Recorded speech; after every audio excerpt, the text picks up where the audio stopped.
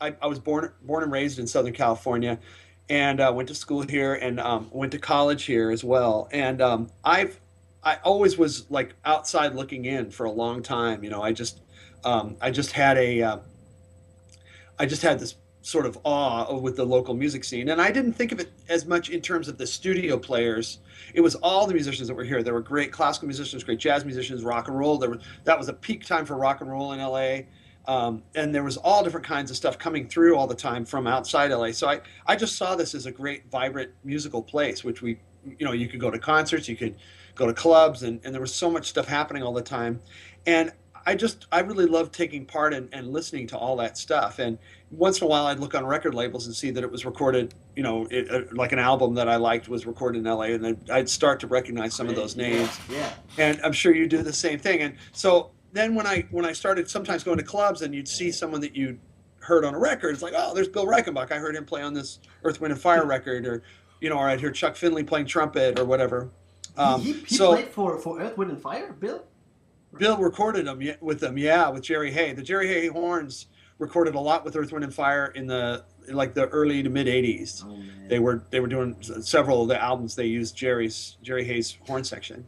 So it was a really great uh, musical scene here. And when I went to school, I didn't really have a plan to become a musician myself. I was an economics major in college, so I didn't really have.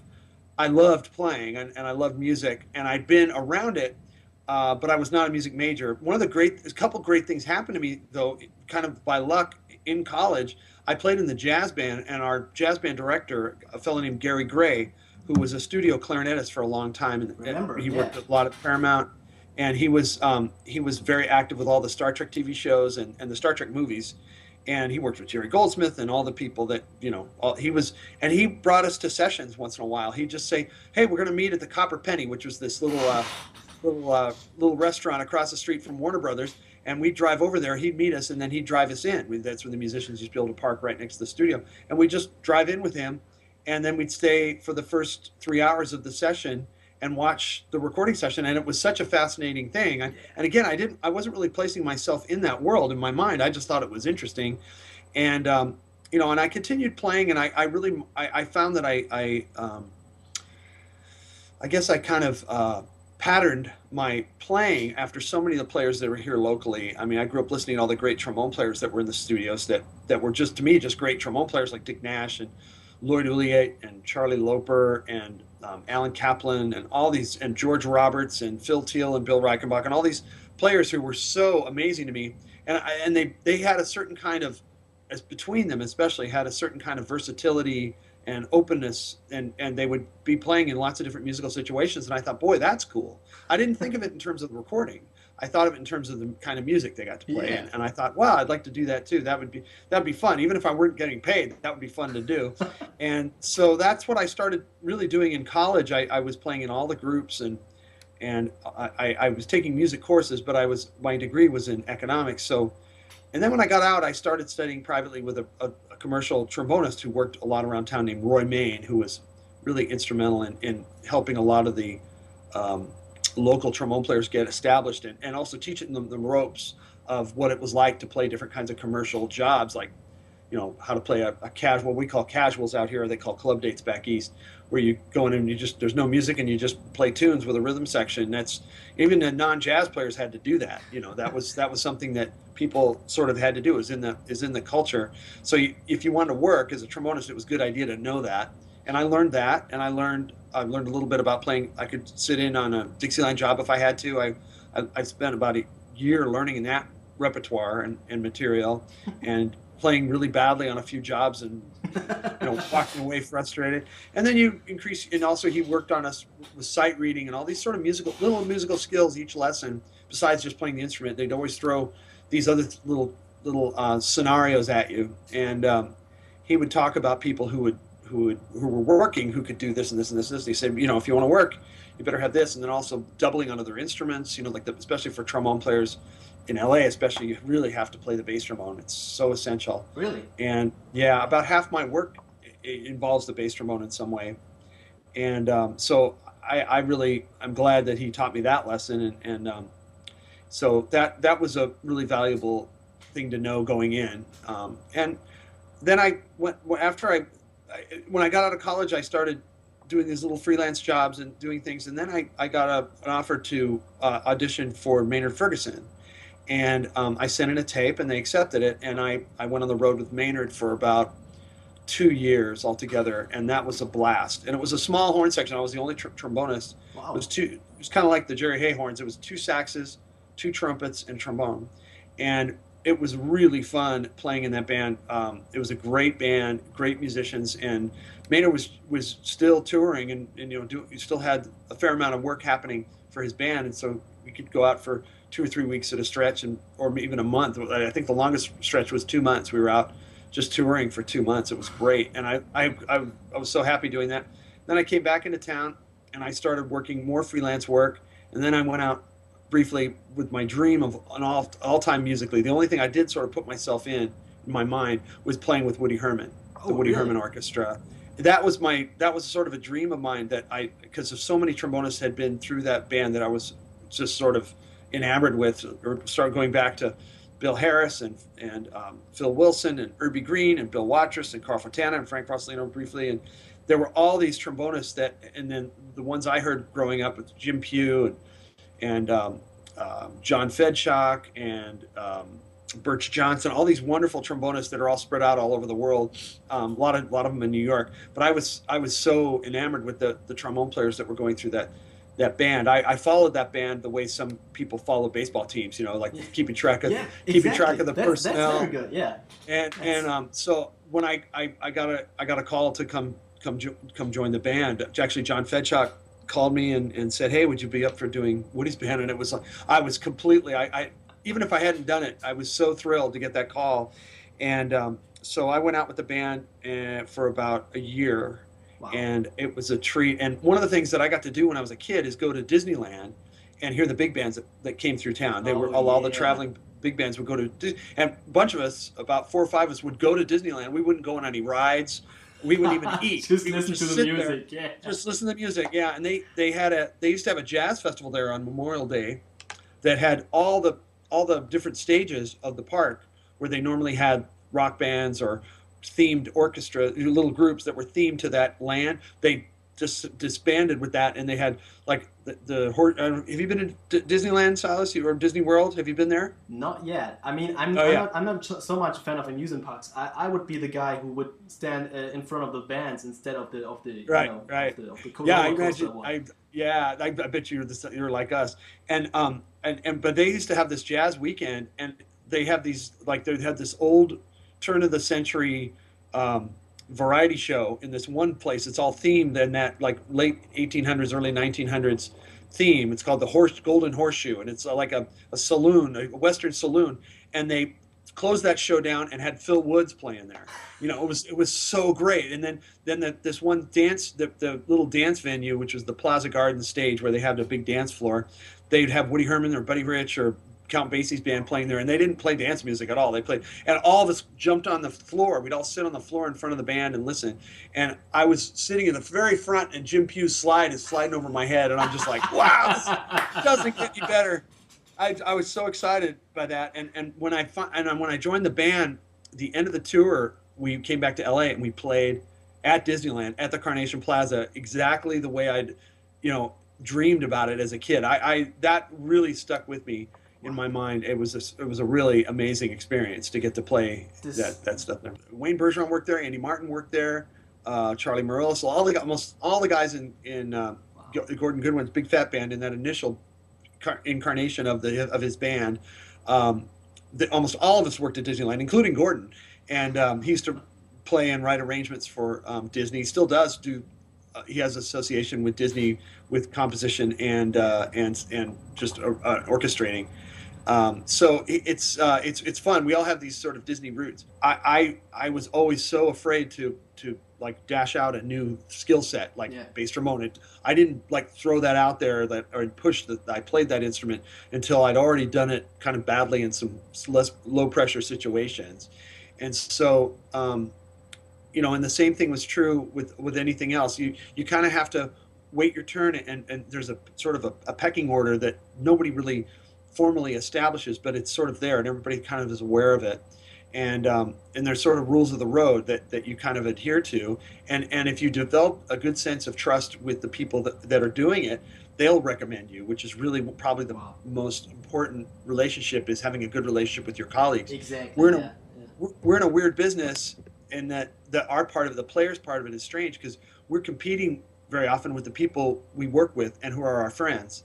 And so you have to be comfortable with that role. You have to be okay that you're going to be compared to your friends, and they're not going to be happy about that sometimes, and you're not going to be happy about that sometimes. But you have to just sort of let it bounce off, and hopefully, remember that you're all in the same boat, and you're more often than not going to make music together and do the job together, and you all want to get called back. George Roberts, I went to hear, the legendary bass trombonist. I went to hear him do a clinic when I was very young. I was like 13 or 14 years old, and he was right at the peak of his career, just doing everything. And he really said, and everybody said it must be very competitive. There, now there's so many bass trombonists. It was only him for a long time, but at that time there were a lot more bass trombonists emerging. Do you ever kind of feel like there's competition among all these players?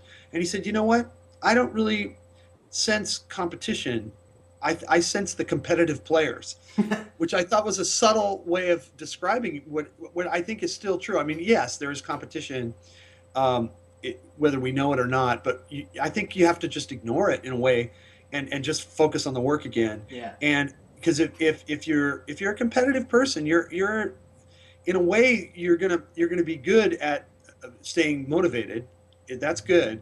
But some competitive people really run up against a wall in terms of their own ability to get along with other people, or not be misperceived. It can be totally innocent sometimes, but a competitive person can be very vulnerable to making a dumb mistake that is misunderstood by other people, and so you can't be thinking about any of that stuff. This is just an observation. I don't live my life according to these things, but I've observed this happen, and I've found myself in positions too that I didn't even know that was going on. And there's so many. I always tell my students too that you don't know why you get called, and you don't know who recommended you half the time, and you don't know why you don't get called. Yeah. You might not get called back because you were just filling in for somebody that one time.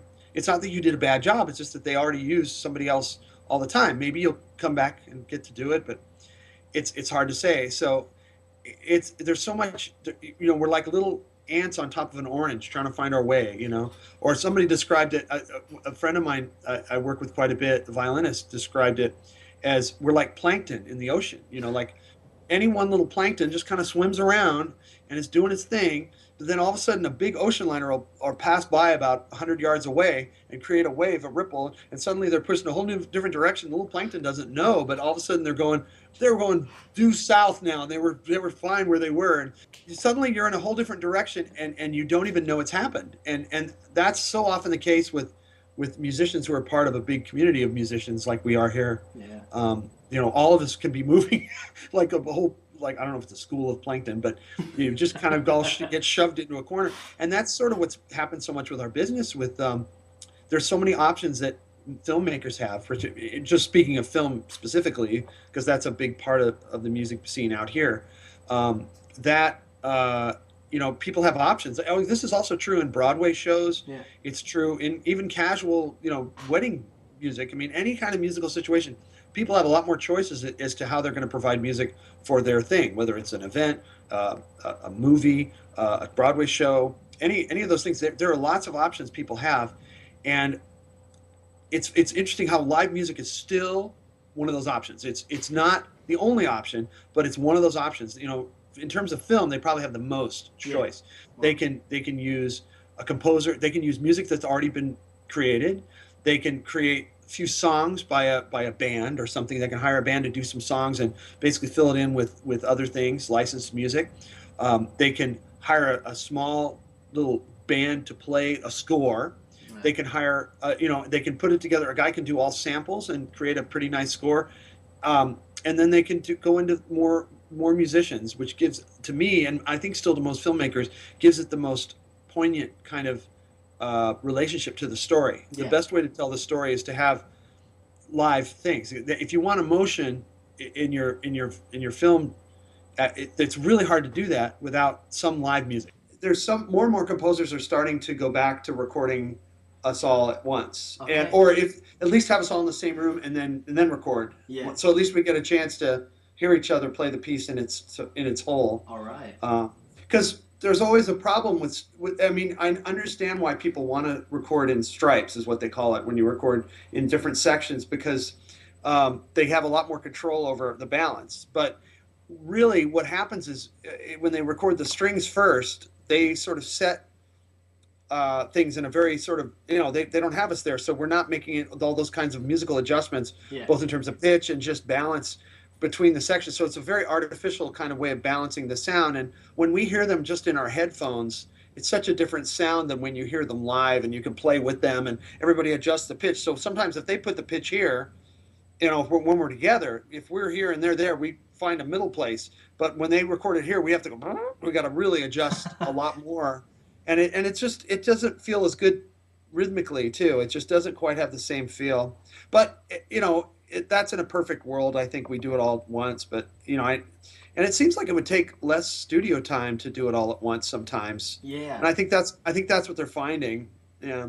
So, but it also, for us as brass players, we were feeling kind of neglected because the string players would do a double session and then we come in at night and just do a single session. So we suddenly got a 50% cut in pay. But that's all right. I don't mind working more often, sometimes, and sometimes that would pay out. That would be in your benefit, because then you could do something else during the day if it came in. Whereas before you were always limited when it's always double sessions. Very often we've had to do things that are not idiosyncratic to the instrument, but sometimes it's great when they do that, because suddenly it's almost a compliment. It's like, yeah, the trombone can play 16th notes at this tempo. Yeah, you guys can do it. And so they know, and they push us into the other, Alan Kaplan and I were doing I think it might have been a video game, and they wrote this it was very Vaughan Williams style piece. It was a little march. It was beautiful. It was a nice little march, and we had a counter melody. It was almost like I'm trying to think of a film score that would be terrible. Well, like Bridge of the River Choir, something like that. That was that kind of one.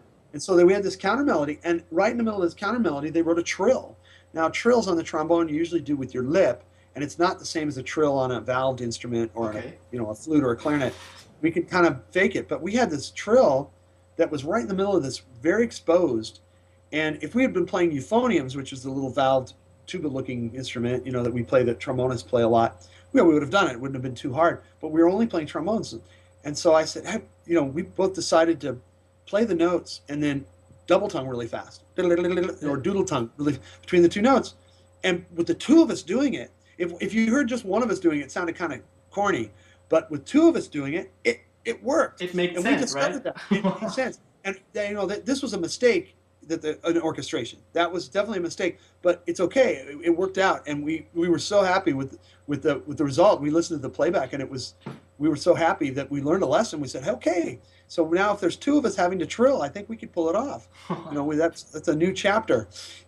So plus in some situations, we have to change mutes quickly. Yeah. Brass players, when we use mutes, they very often usually write rests before and after we have to do it, and that is highly advisable for brass players to give us a little time. But when we were on a regular job, we were doing with some cartoons. Yeah. Alan Kaplan, who was playing principal trombone on these cartoons for years, he really came up with a fantastic, innovative to me, trend-setting way of playing mutes. He would have mutes in his lap, and behind each leg, right, like between his knee and his between his calf and his thigh, put mutes in both legs like that, and maybe have two mutes in his lap. And so we could pick them up and throw them in the bell very quickly, and sometimes with only 2 beats, we could put a mute in. Within 2 beats? Wow, okay.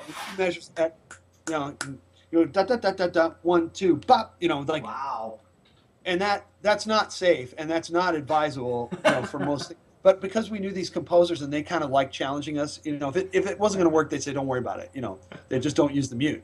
But we kind of had that, that was a nice relationship with that orchestra because we worked together a lot. Yeah. So but then when we there was even one time where we had to go from straight to cut mute in a bar at that tempo, which Wow. is pull out one, put in another one, and then play. But we pulled it off, and it was really, there was all sorts of things that would sort of like push the envelope a little. And as a matter of fact, I think there were some trombone players who weren't too happy with some of those, the bar being raised a little bit. Alan was raising the bar on what mute changes could be made, and suddenly all these other guys who were not doing that as regularly, they'd get on this job with us, maybe filling in, and they go, "How do you guys do this?" I said, "Well, it's been a year. We've been working on it. We kind of had developed a technique." John Williams was kind of on my bucket list, and I got to do 2 films with him the last couple of years. I got to play. I just filled in a couple of days for the regular section, which has been his section for a long time. Bill Booth is principal trombonist, who's an amazing player, and another hero of mine in the studios, and he is a fantastic orchestral trombonist. He also played jazz trombone in a military band, the Airmen of Note, which is a famous big band, and so he's in a lot of ways, it was a role model for me very early on with his ability to switch gears into different kinds of music. And he actually taught at UCLA briefly when I was there, and I saw him and talked to him quite a bit. And anyway, I got to sub sitting next to Bill on the first one was War Horse. All right, wow, cool. Which is a beautiful score. Yeah. And that movie features beautiful flute solos by Luis de Tullio. Spectacular. So that's sort of the sound of the Irish landscape. Yeah, the landscape, the atmosphere, Irish landscape. Yeah, he gives everything a character theme, and to me that theme is the rolling hills. You hear that flute, it's just done. You're immediately placed in place. Anyway, I don't know if that's what he intended, but that's the way I feel it when I saw that movie. But my first day there, I was pretty excited. Obviously, this is a thrill for me. This is one of those. It's a bucket list moment for sure. Getting to play on a film, playing a John Williams score. It was so exciting for me, and I came in on the second day. I was filling in for somebody who was out of town for this one particular day.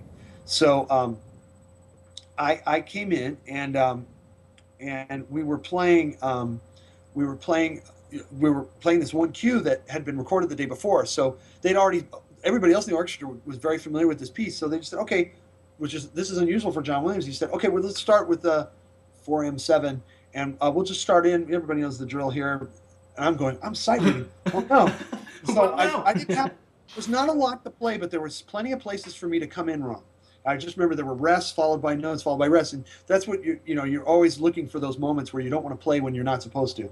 So I'm just looking over the part. Okay, good. I can get through this. So as I'm playing, we're playing, and there's a lot of these big, beautiful chords, that are trademark of John Williams, the trombone. Just playing these beautiful chords on a John Williams score, that it's unusual. It's kind of a trombone player's dream to play that sort of thing for that.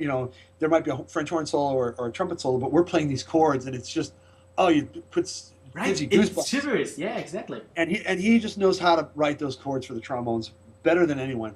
So I'm getting to do that. I'm actually doing this thing that I hear in his movies, and I'm getting to play. I'm playing this note. I get this note, and I'm playing along, and all of a sudden I sense in the corner of my eye a little figure, a person, and very often there are film crews at these sessions documenting the dates. So I figured one of those guys.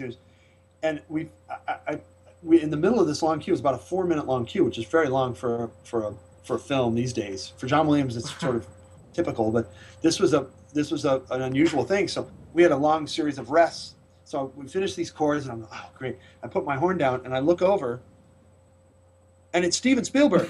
He's filming, and he was right here. So I got everything going against me at this point. I couldn't believe it. It was so funny, and because he goes to all the sessions and takes little videos of the sessions. Yeah. He's a musician himself. He was a clarinet player. Clarinet, exactly. And he and John Williams, that's part of their relationship, is not just the film. He's the filmmaker and he's the composer. It's music is what brings them together.